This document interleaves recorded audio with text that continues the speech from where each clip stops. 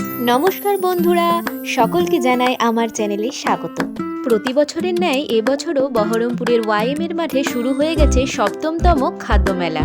খাদ্যপ্রিয় বাঙালির মধ্যে আমি কিন্তু ব্যতিক্রমী নই, সে কারণে আমিও খুব শিগগিরই চলে গিয়েছিলাম এই ফুড ফেস্টিভ্যালে, যার টিকিট মূল্য ছিল মাত্র 10 টাকা এবং এটি শুরু হয়েছে 23শে ডিসেম্বর থেকে।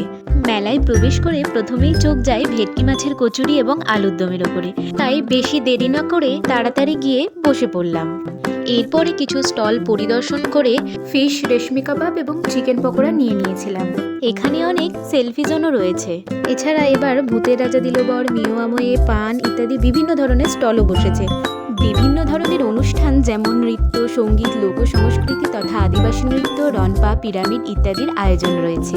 খাবার খেতে খেতে এই সমস্ত অনুষ্ঠান উপভোগ করে সর্বশেষে আদিবাসী নৃত্য দেখে বাড়ি ফিরেছি। আজকেকার মতো এখানেই বিদায় জানাচ্ছি, টাটা।